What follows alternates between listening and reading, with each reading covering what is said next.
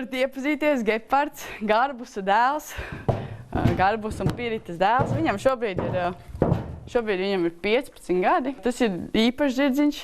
Īpašs zirdziņš ar to, ka viņš ir savādāks nekā citi. Viņš neredz. Un akls viņš ir jau 6. gadu. 2010. gadā viņš palika tā kā akls. Bija vairākas traumas. Viņš ir caur ērkšķiem nāca uz rozēm. Un rozes viņam ir tagad šeit pie mums. Gepards vairākus gadus bijis Viktorijas tēva sacensību zirgs, tāpēc šis dzīvnieks viņai mīļš jau kopš bērnības.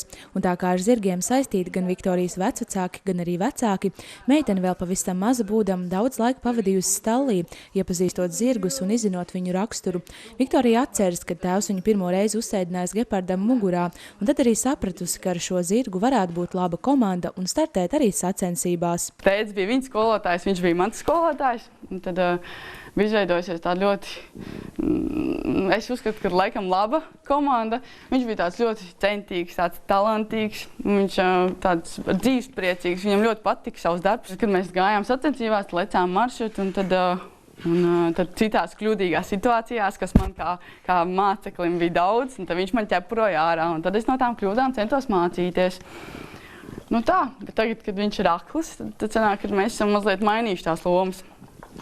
Draugi, mēs esam vēl joprojām, labākie draugi, bet skolotāja lomā tagad es. Nemēdies.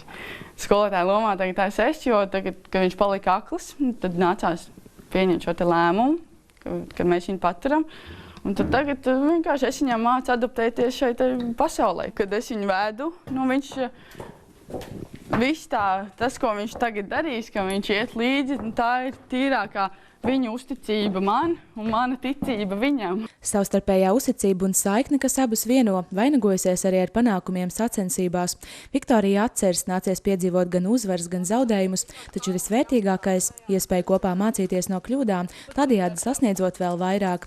Visveiksmīgākais laiks bijis 2009. gads, kad Viktorija un Gepards vairākās nacionāla mēroga sacensībās izcīnījuši čempiona titulus. Man vajadzēja iemācīties netraucēt viņam.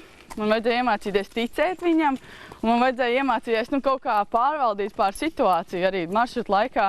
Man vajadzēja iemācīties, kā tikt ar viņu galā un tad attīstīt savus jāšanas prasmes un tad arī veiksmīgi nostartēt šajās sacensībās. Viktorija stāsta, visvairāk viņa novērtē iekšējo mieru, kas rodas esot pie zirgiem. Viņas prāt šie dzīvnieki prot uzklausīt ir labi un uzticami draugi, kas ikdienu sniedz neizmērojumu mīlestību. Un tas jau nav vienīgais, kas vieno Gepardu un Viktoriju. Kad viņš palika akls, tad es sapratu, ka viņam tumsa acu priekšā, un tad es izveidoju auskarus. Tad man izveidoja meitenes auskars.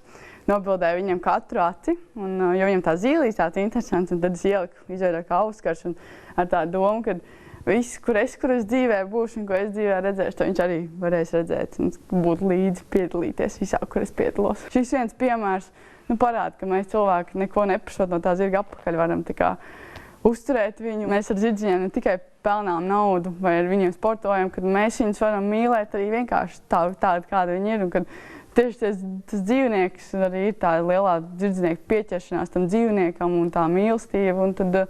Un tad tas varētu būt vienkārši, ka parādām, ka tas dzīvesveids un tas sporta veids, un kad viņš ir tik skaists, ka viņš ir tāds dzīvs un ka viņš ir tāds dziļš. Un, protams, arī Gepards ir pateicīgs par saimnieku sniegtajām rūpēm un uzticību. Tā pateicība jau viņam vairāk izpaužās tajā mīlestībā, ko viņš dod, ka viņš ir tik ļoti mīl. Es nezinu, ja pasaulē vajag laimīgs cilvēks, tad kur viņš vienu laimīgu cilvēku ir padarījis.